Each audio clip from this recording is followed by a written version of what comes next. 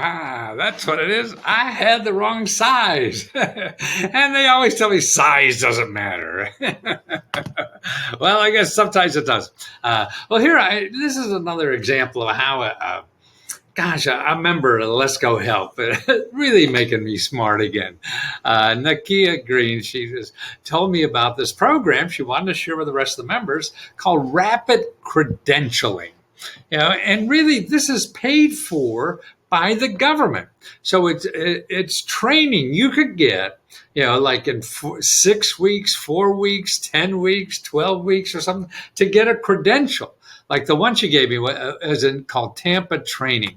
Okay, now this is a for-profit organization that trains people, but don't go to these unless the government pays for it, and they will. See, and if they don't or something, then I'll show you. Also, there's two sources: these for-profit colleges that make sure the government pays for you, or in the your community college, because they're going to be a lot cheaper, if you pay for it, and the government will pay for it. But okay, so there's something called Rapid Credentialing Scholarship Programs. You're getting scholarships.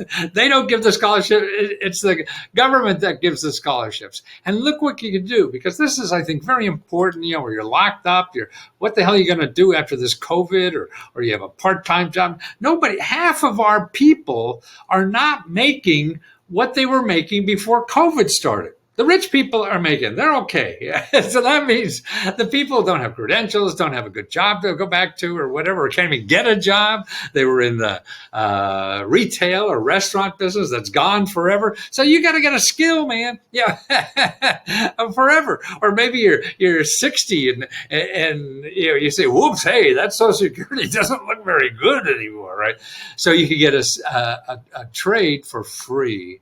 And, in 6, 8, 12 months or whatever, depends on the trade. And then, after you get this skill, jobs are available for, $40, $50, $60, $70, $80,000. Yeah.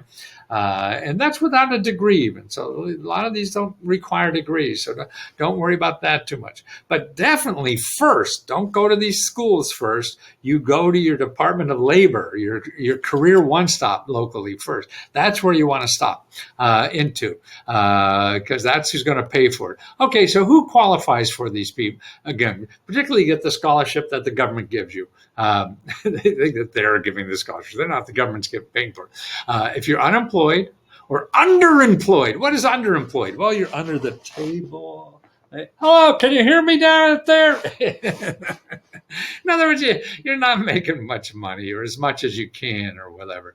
Or you're furloughed or expect to be furloughed. And you have to be a resident of the county. And that's important. Now this is for Tampa, but there's something similar everywhere, and that's important to realize.